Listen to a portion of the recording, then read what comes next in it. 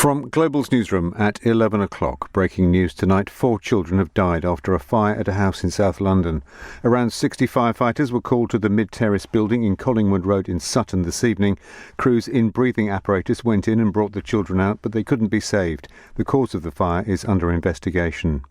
Nightclubs in Wales are to close after Christmas as part of new coronavirus restrictions aimed at slowing the spread of the Omicron variant.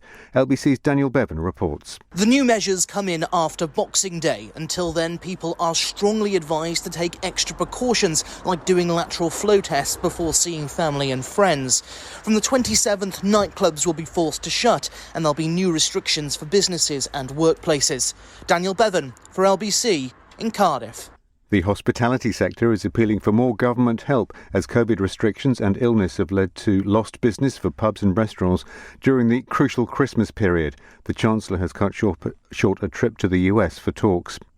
The Metropolitan Police say they'll speak to 2 people as part of an investigation into a party at the Conservative Party HQ last December.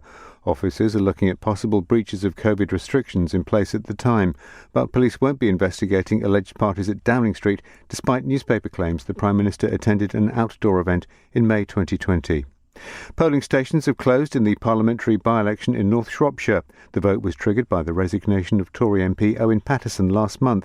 Here's LBC's political editor Theo Usherwood. It is a critical moment for Boris Johnson and his premiership. The result is believed to be on a knife edge between the Conservatives and the outsiders, the Liberal Democrats. Now, Helen Morgan, the Liberal Democrat candidate, has to overturn a majority which Owen Paterson had of 23,000.